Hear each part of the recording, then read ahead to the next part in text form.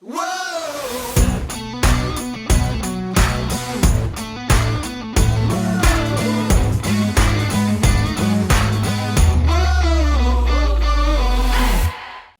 Welcome to the What's Up Rick podcast. We fashion ourselves cinematic judge and jury. My name is JJ Carter. I'm here with my co-host, Alec Burgess.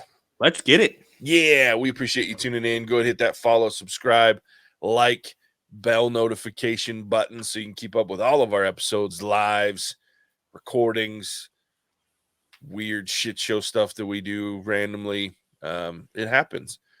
We appreciate it. And go leave us a review. Podchaser, Apple Podcasts. Give us a thumbs up on, go subscribe to us on Spotify, wherever it is that you listen to podcasts. Yeah, all that fun stuff. Also, tell a friend about us. Tell your local serial killer about us. We like those guys too, as long as they listen. Well. And tell your creepy uncle at Thanksgiving about us. Oh, those, yep. He might leave you alone after he listens to an episode or two. There you go. We'll be your shield. We'll be your shield. We are also available for kids' birthday parties. Ooh, yeah. So if you want to traumatize your bratty niece or nephew, give us a call. We'll show up. Hey, man, kids love me. You might traumatize them, but I traumatize kids. I'll fix them. I'll fix them. Boom. Perfect tag team. Yep. That was weird, and I loved it. So it fits right in. We are here today to talk about Scream 6. It was released March 10th, 2023. It was written by James Vanderbilt, Guy Busick, and Kevin Williamson. It was directed by Matt Bettinelli Open and Tyler Gillett. It starred Jenna Ortega, Melissa Barrera, Courtney Cox, Jasmine Savoy Brown, Mason Gooding, Roger Jackson, Dermot Mulroney, Josh Segarra, Jack Champion, Liana Liberato, and Skeet Ulrich. Kind of. Wow. Yeah. I mean, sure, he's back again. But, in the next installment, the survivors of the Ghostface killings, round 5, leave Woodsboro behind and start a fresh chapter in New York City. Yeah, it Scream 6. Poor Alec. Thank you, Charles, for letting me talk about this another of the Scream franchise in my podcast. We did Scream 5 before Alec came along. I tortured another co-host, Javier, with that movie. In fact, that might have been the final knife in Javier's podcast career. It wasn't long after that he was mad enough at me because it's Scream, right? So I told him, it's Scream, dude. They're more funny than they are scary. And then Scream 5 kind of took it up a notch with the violence. I mean, we're in 2022 at the point. I mean, they're like, let's make it nuts. And so it was really violent and it was really gory and gruesome, and Javier couldn't handle it. He was really mad at me after that for a while. But yeah, Alec, this one wasn't as bad to me as part 5, but I'm a horror aficionado. I love horror movies and I love the Scream films. I think I texted you, we were talking about it. Scream 1 is still, to me, one of the best out there because of what it did to reinvigorate the horror genre. Okay. In 96. Because in 96, we were relegated to Halloween 52 and Jason or Nightmare on Elm Street 85 and Friday the 13th 94.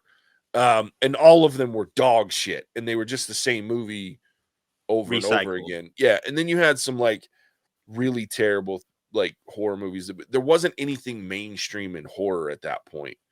The thriller was kind of taking over. So Wes Craven, the genius that he is, comes up with Scream 1 and it completely subverted expectations. It was different. It was funny, but it was tense and it was violent and it was very scary, but it was a nice whodunit too. Like the whole movie, you're like, who the fuck is Ghostface? And it's right in front of your face when you get there. Anyway, I loved it.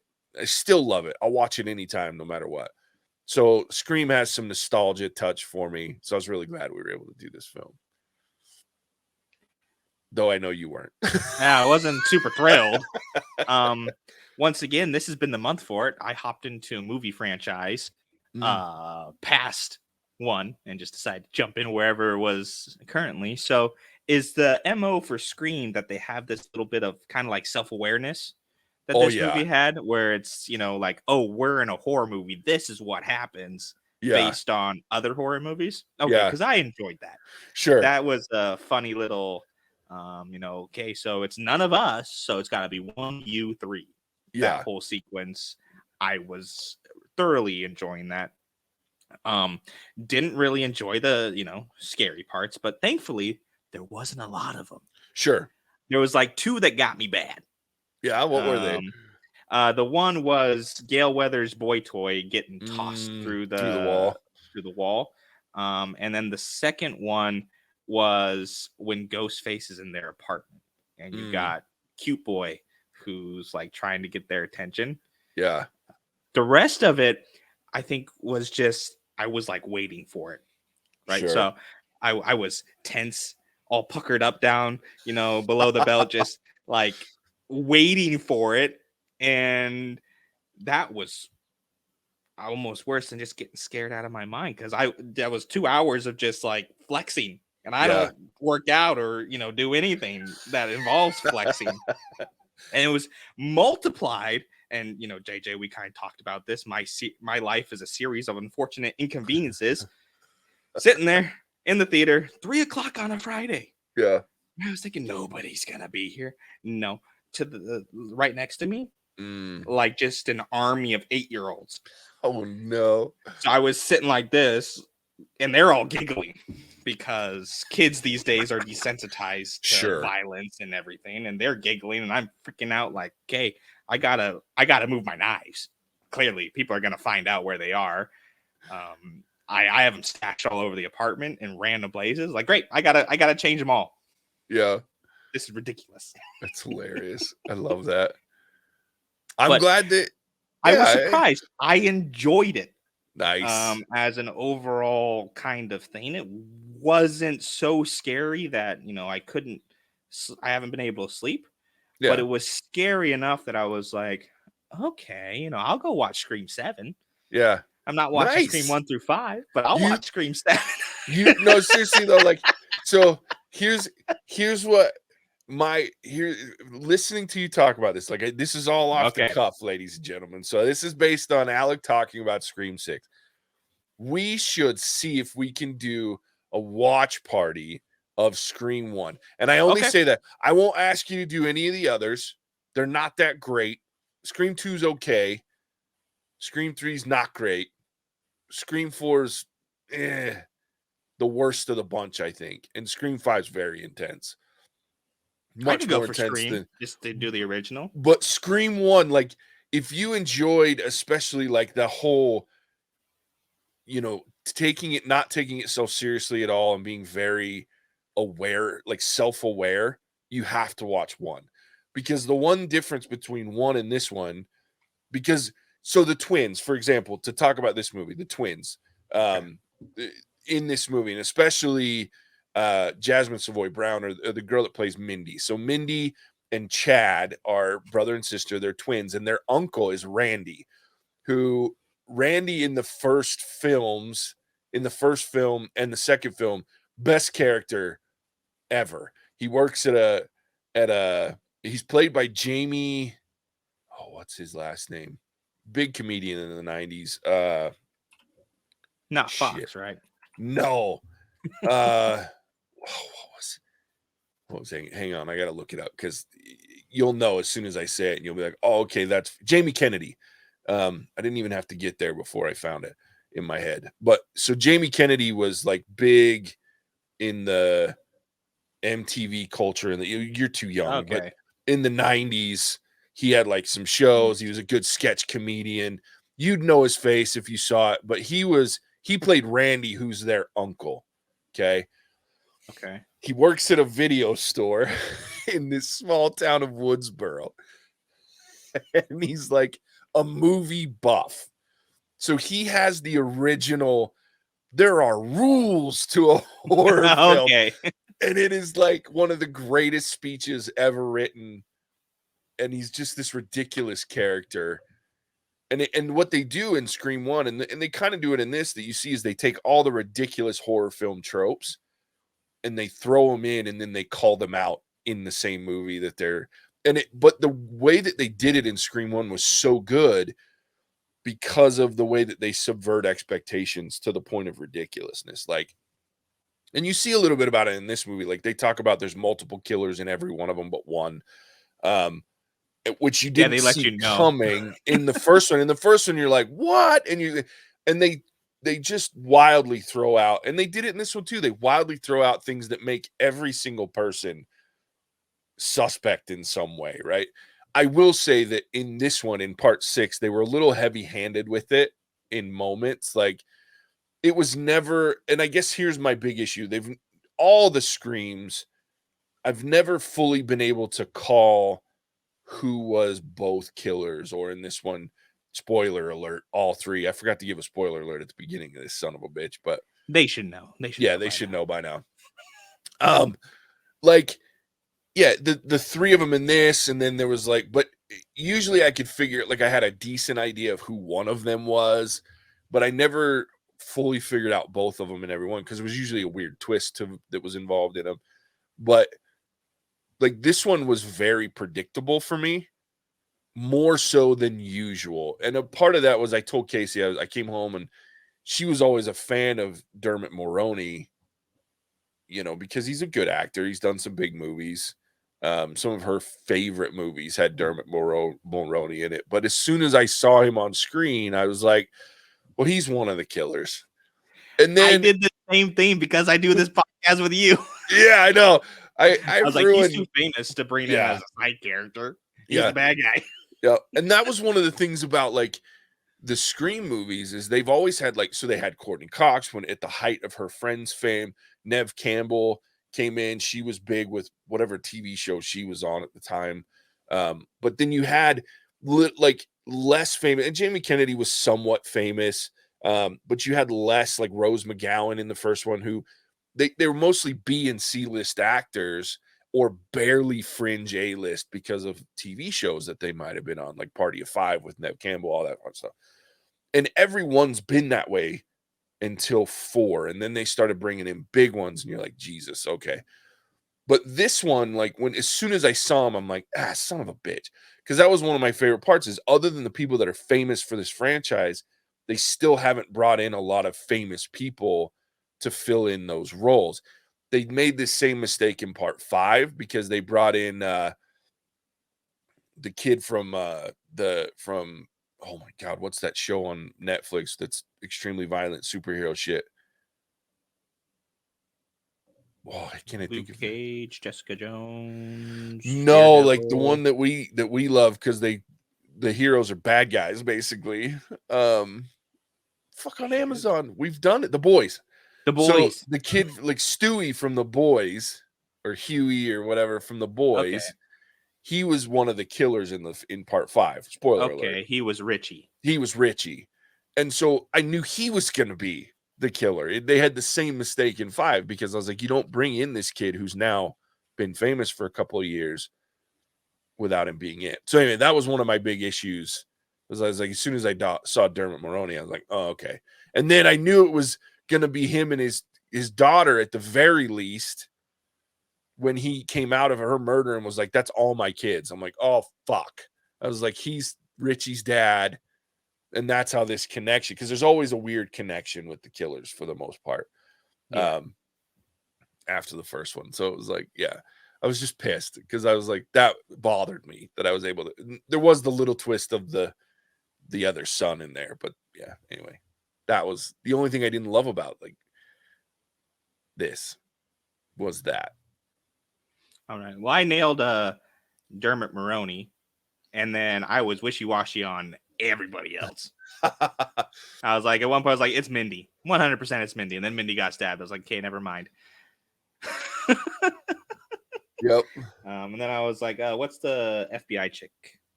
Oh, yeah. Hayden Panettiere. Kirby. Yeah, I was like, oh, it's Kirby. And then, no, can't be Kirby. Never mind. But I went through, like, everybody. So at least for me, like, and having no background in the franchise, and even Oshi was next to me going, "It's always two. It's always two." Oh. And I'm like, I don't know. Pretty sure it's just the cop guy. And then she actually picked up on the three, like as soon as they walked into the theater kill box, she's like, "It's three of them." And I was like, "No," and then she was right. But is it also kind of a thing where the, I guess, main cast lived through just outrageous, ridiculous amounts of blood loss and getting stabbed 46 times, like poor Chad? Yeah. So certain characters, right? So they talked about with Gale, and they talked about Dewey, who was played by David Arquette in the first 5 films. One of those great characters. You just love Dewey because he's just this dope, and he's just. But yeah, anyway, he's awesome.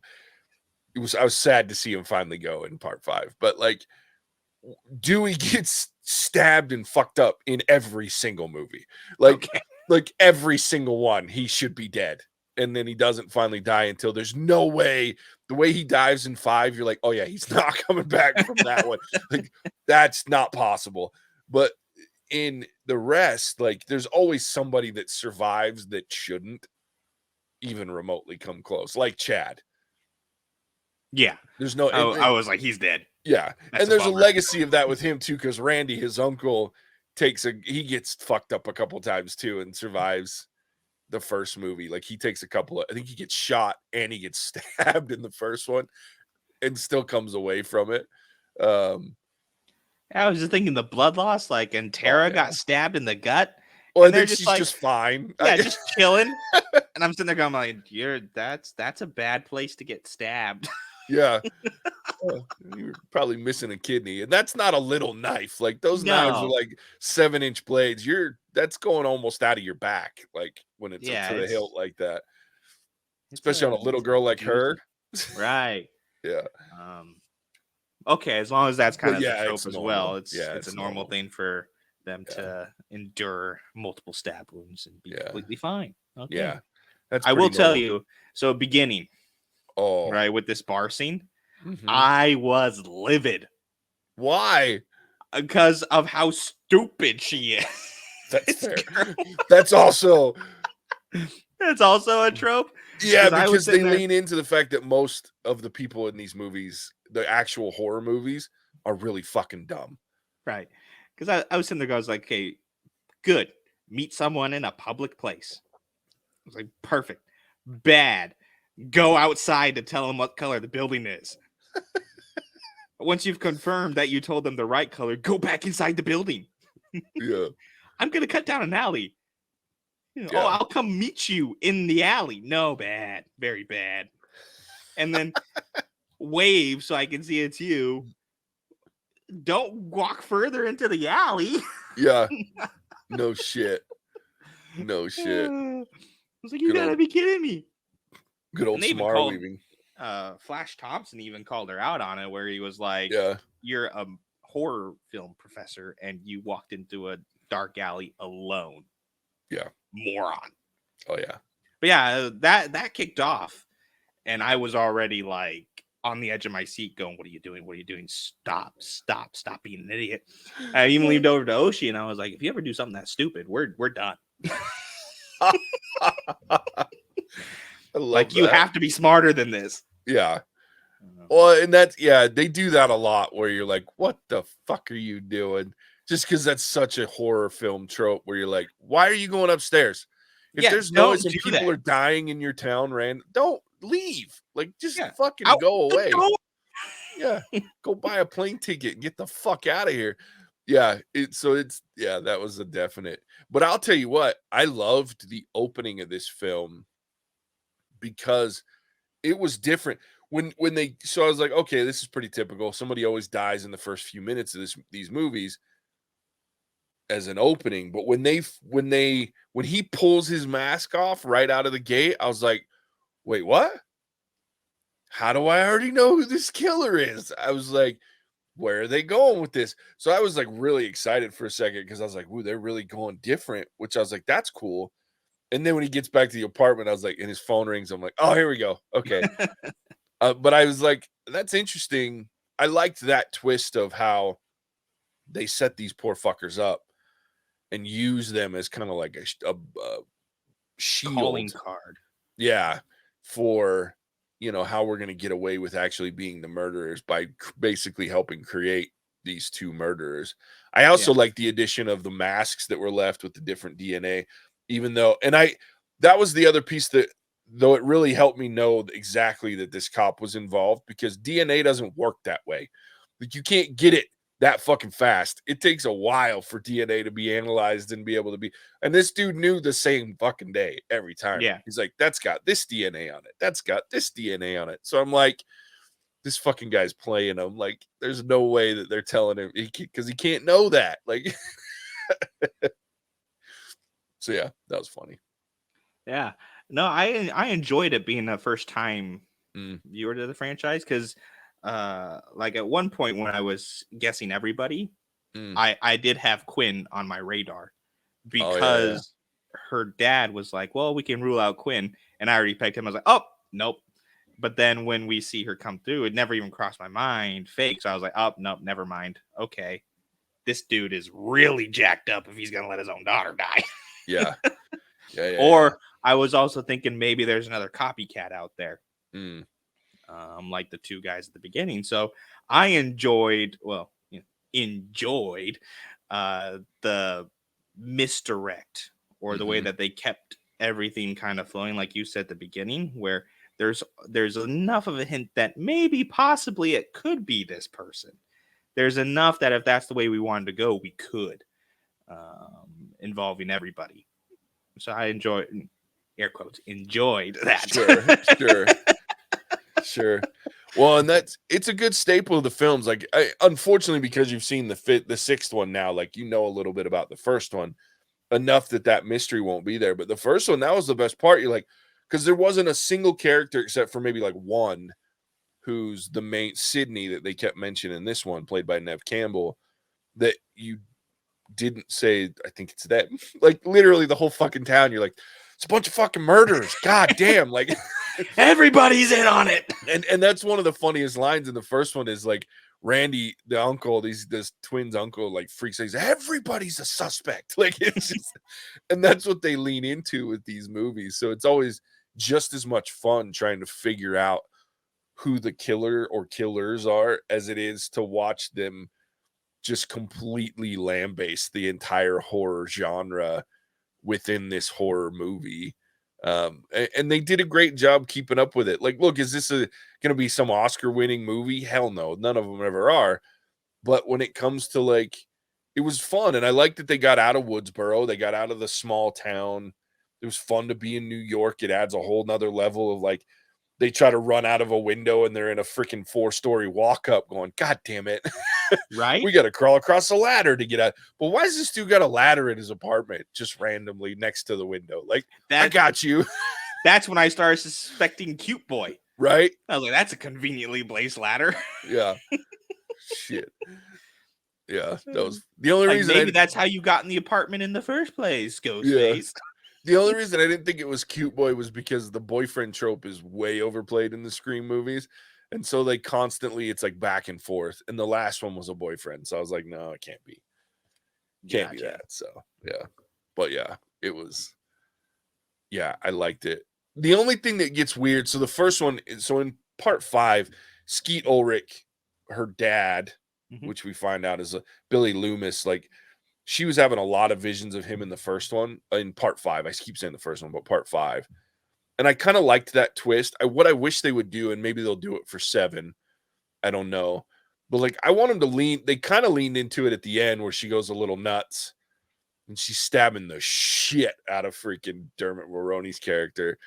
And she's got that smile on her face with the gun when she pops the daughter in the head. Yeah. Like, but I want to see, like, so I was thinking as I was driving home from watching the movie, I was like, you know what might be interesting? I don't know how you pull it off. I'd have to think it through, which I'm sure I will at some point. But seeing her Ghostface, like, she stumbles upon, like, early on some dude that's planning on being the next Ghostface. And the whole movie is her just fucking torturing this bastard. Like every time he goes to kill somebody, like she's like right there. You know what I mean? Yeah. Like I would love to see like a Ghostface duel. And one of them we know exactly who it is. And the other one we're like, who the hell is this Ghostface? And every time they go to kill, like they walk in and the person's already dead, and then they get the phone call from another Ghostface going, got you again, or so, you know what I mean?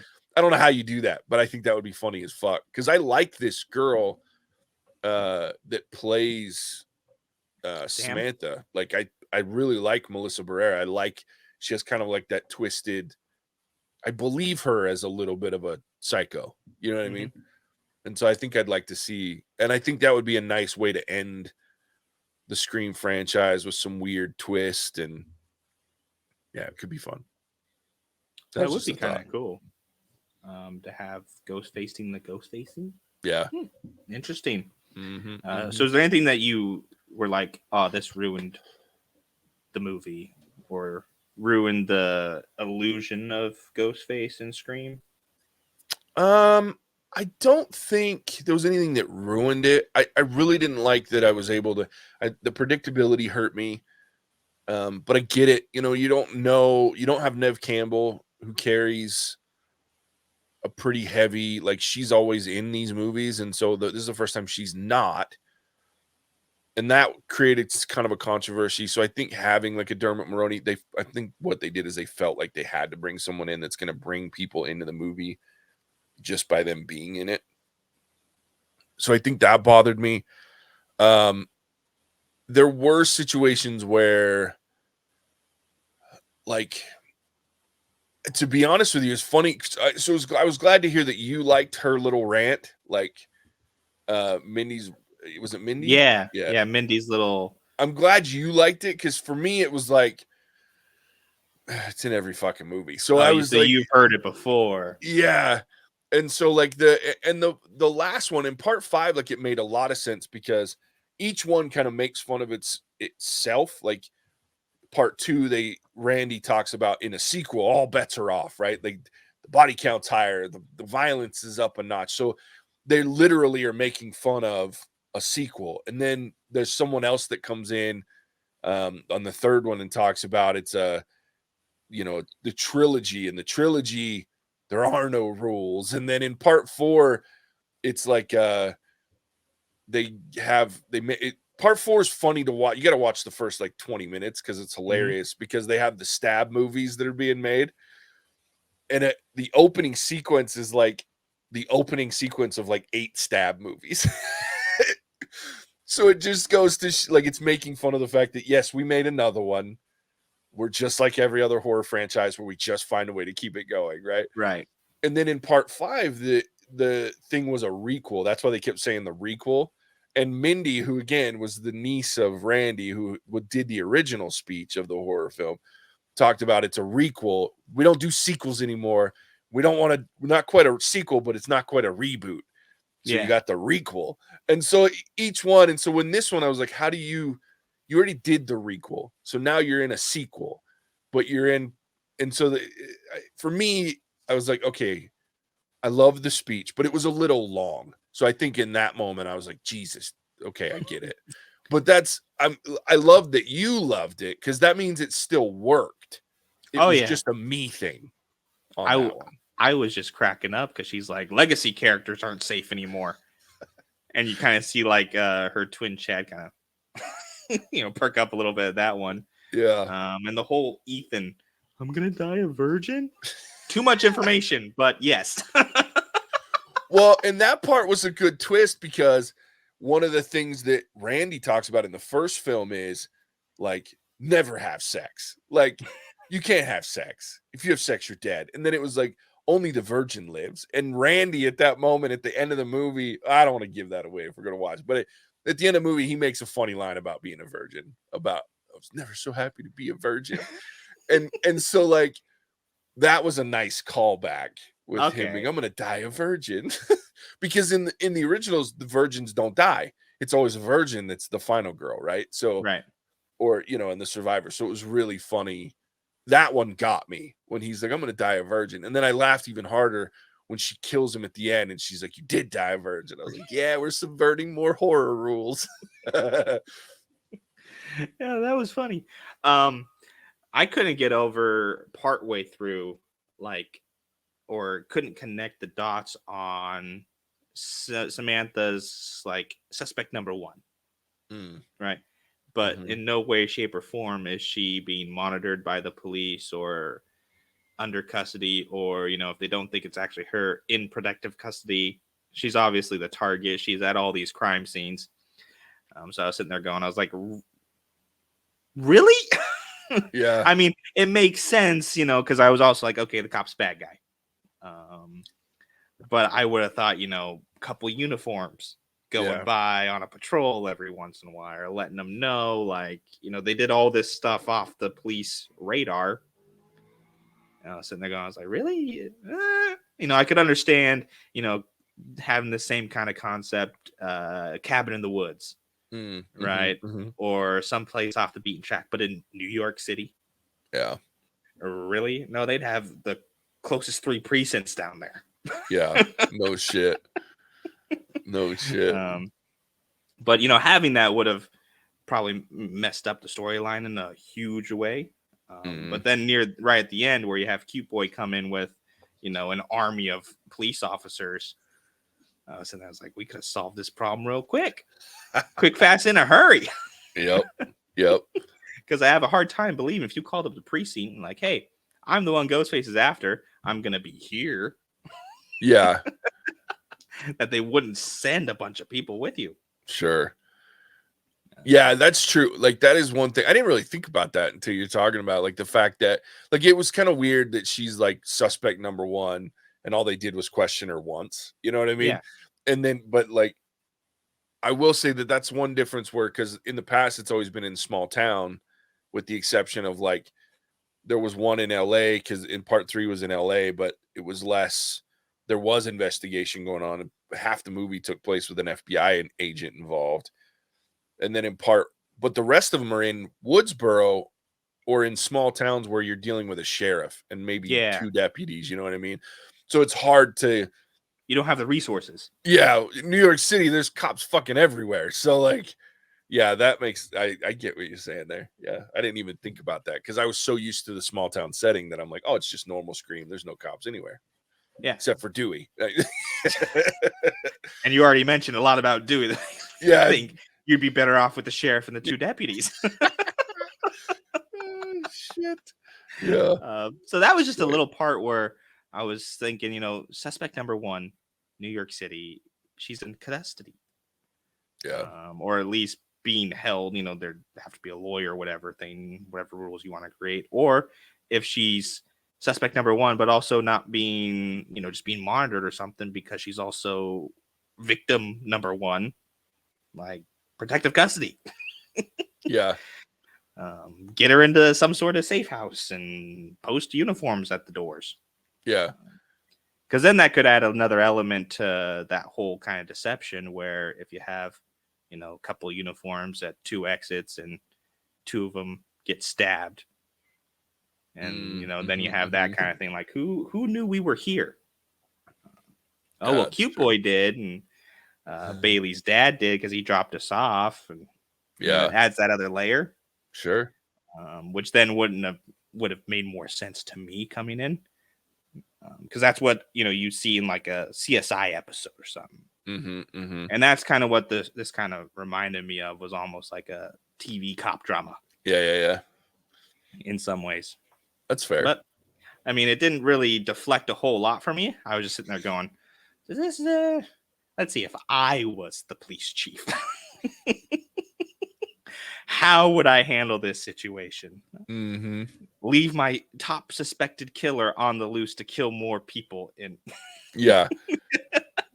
Or this girl shows up is at every fucking crime scene and one of her friends dies every time. Like, why are we not just put a couple cops with her at all fucking times? Yeah. We'll figure this out one way or another. Either it's going to stop or we're going to catch this asshole. Yeah. Yeah, no, that makes a lot of sense. Like I said, I didn't even think about that. But yeah, in a big city like New York, come on. They're not going to just let some serial killer go without at least some sort of effort to protect or catch. Yeah, Yeah. that makes sense. That makes sense. But that would be my like biggest beef, I guess you Sure. could say. But I mean, it was more the fact that since I was so tense, I was looking for stuff to try and make myself less tense. Sure. Sure. I think there was a couple of deaths, at the very least one, the Annika girl on the ladder. Like, I think the Anika one bothered me because when she got stabbed and like they show like all the blood. She's dead before she steps foot on that The ladder. amount of blood she was losing, at the very least, she's not getting on that ladder. Like, because you're gonna pass the fuck out. Like, most people can't even give a pint of blood without them giving them some cookies and fucking juice. This girl lost a pint just watching it in 1 before second. She put her hands there to yeah.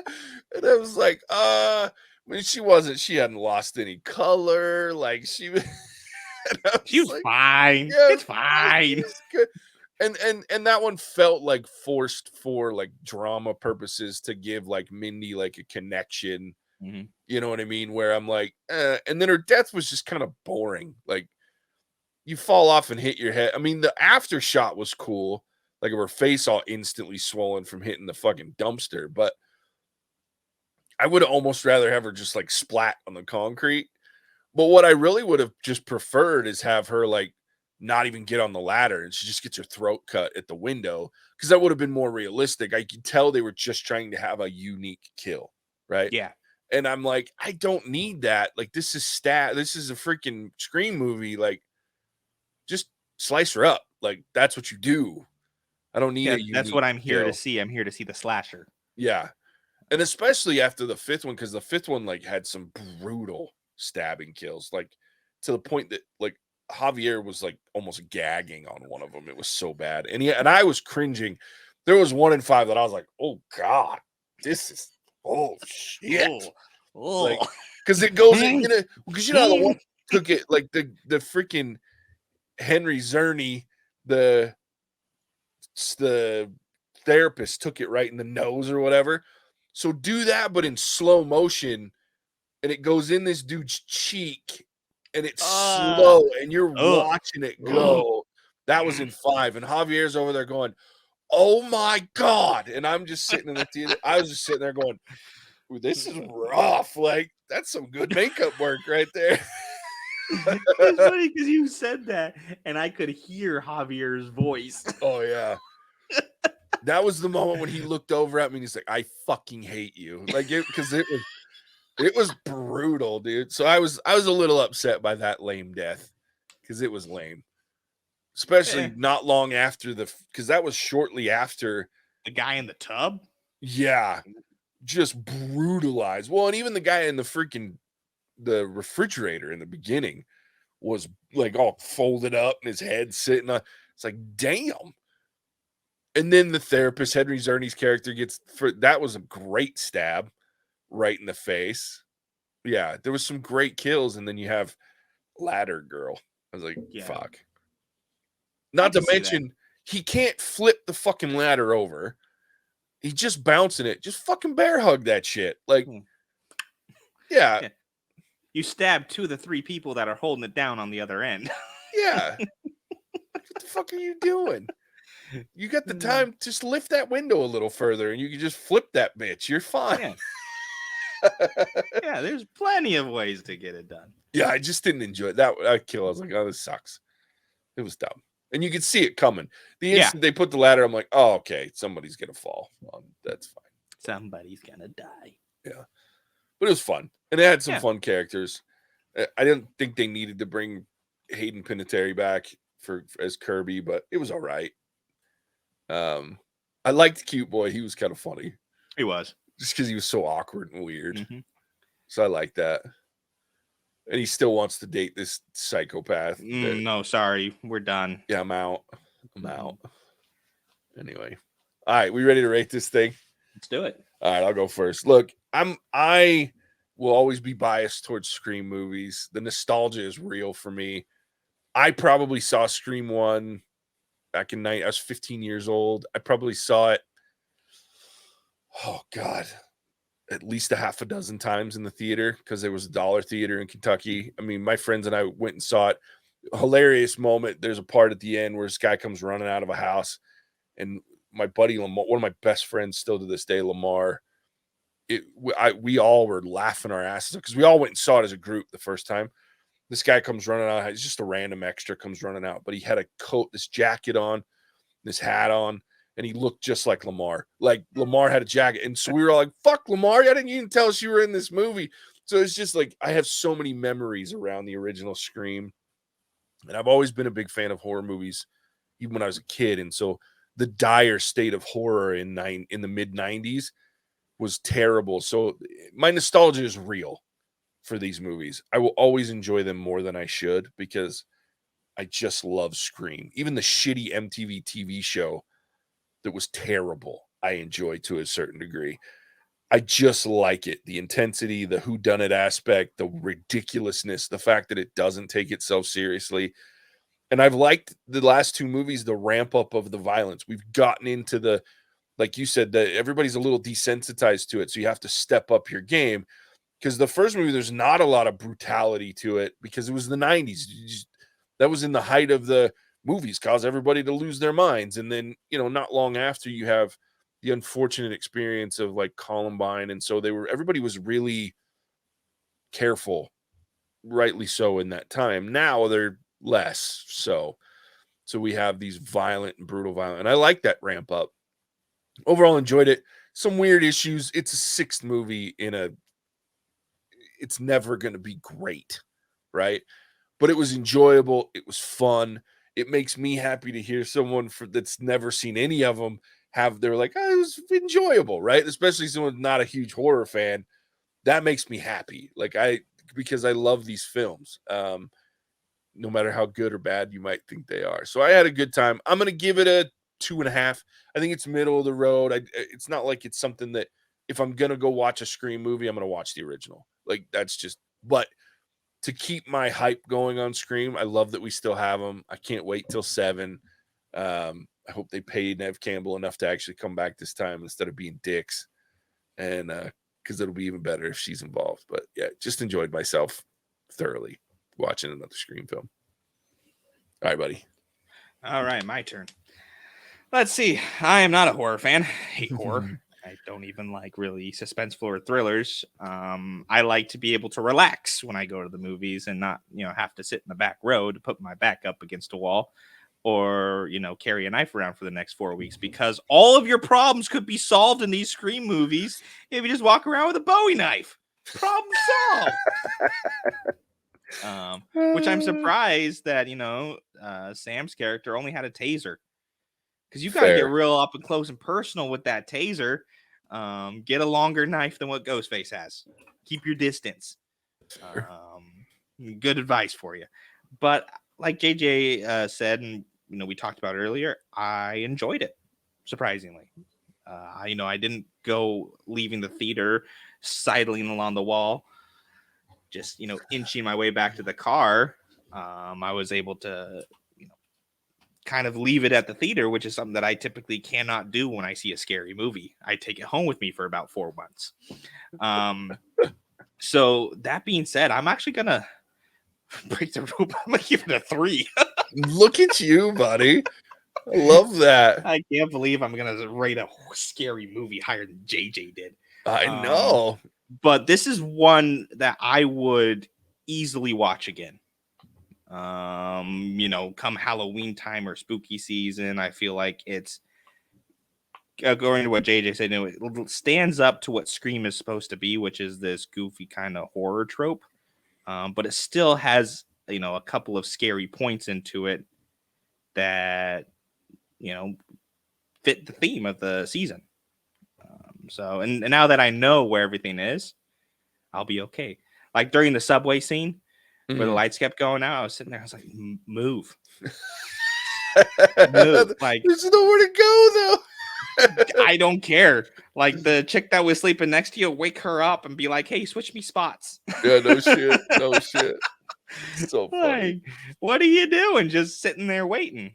So now that I know where everything is, like, I think I could actually sit down and enjoy it even more on a second watch through. So I'll more than likely watch this again. So yeah, I'm gonna give it a 3. Love it. Yeah, I'm gonna work on this. I gotta figure out. I think it's available on Amazon Prime, the original Scream. So I think we can watch party this son of a bitch, and let's do it. Let's watch party it and record it, because I think only if great. Gray wants it. Let's do that. If Gray wants a watch party, we can watch party. We'll have to do that. I think that'd be hilarious, because I think you'd get, if you got a kick out of this one, I think you'd really get a kick out of the first one. Okay. Because it's got yeah, it's great, dude. It's great. Yeah, there it is. What a fun movie. So glad we were able to do that. You mentioned something like, oh, what was it that you were talking about with because that was, anyway, I forgot. My thought is gone. I'm not gonna torture anybody. Yeah, it went just right out my head. It happens all the time to me. But so with that, Alec, tell everybody where they can find us, man. Would love to. Thank you for tuning in to our review of Scream 6. Like I said earlier, I really need to kick this bad habit of entering movie franchises at the end, because I was lost for most of this movie, but that turned out to be okay. Because I did catch that the cop was the bad guy, because duh. Super obvious. Anyway, if you enjoyed this episode of What's Our Verdict, drop a ginge cringe in the comments below so Mattson knows you care. And find our other content wherever you get your podcasts, including such platforms as Apple, Stitcher, Ghana, and of course, YouTube, where you can see our faces that go with the voices. Special shout out to our patron, Ginge Cringe Appetite. You are the most important member of our core 4. If you like who we are and what we do, and want to support the pod more directly, you can join us on Patreon, where every dollar earned is used to bribe me into watching scary movies. With that, I will send you back to the Prince of Pounders, the Sachem of Slug, JJ. Oh, that's the most accurate plug you've given to Patreon ever. That's literally what that shit does. I still think Charles is going to put a hurting on you in April. I think he's going to do it as well. I was thinking about it while I was sitting really sick. I was sitting in the theater, and that preview was in Scream. Yeah, all of them were. All the scary ones. The Boogeyman was in there too. See, Boogeyman wasn't in my Scream one, but that one was. And I was watching and I was laughing because I was like, oh, it's perfect timing too, because his next choice is in April. Yeah, I know. And it comes out in April. I was like, oh, Alec is so fucked. Yeah, shit's great. So yeah, there it is. Man, we appreciate you guys tuning in for our ridiculousness. And as always, we'll catch you on the next one. Hasta la vista, baby. Cinemagic out. Whoa!